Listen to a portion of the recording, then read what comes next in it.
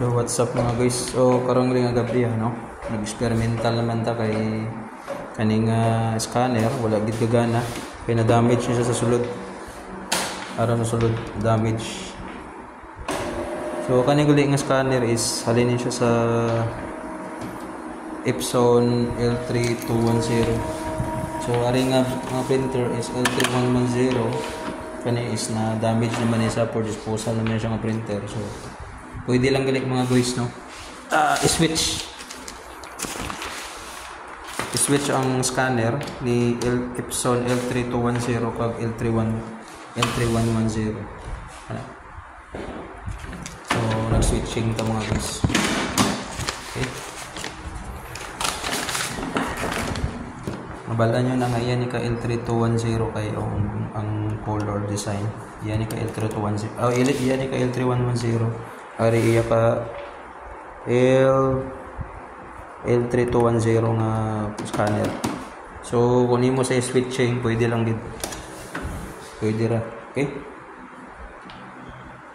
So gi-switch na lang nato ng scanner kay na damage niya sa sulod. Ano? Nautod.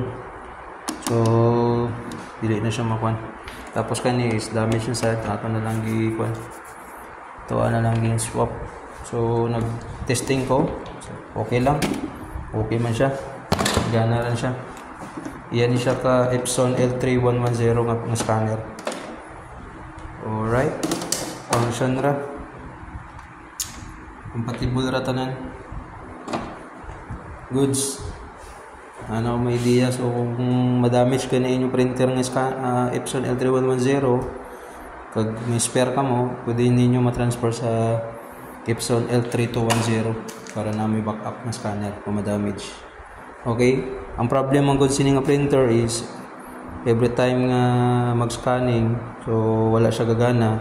Pero pwede lang siya maka-print, no? Ang user pwede lang maka-print, pero ang scanner wala ga function, so ga blink-blink na siya. Pero pwede ka naka-print. So if ever maka-encounter ka nga ang issue sa printer is naga-print pero wala ga scan, so ang scanner issue lang na siya. Scanner lang na siya ang may problema, either sa iyang mga ribbon, mga connector, or sa dire mismo sa iyang motor dire pag kaniyang iyang lead or ang iyang sensor dire o ribbon. Alright, goods. Thank you.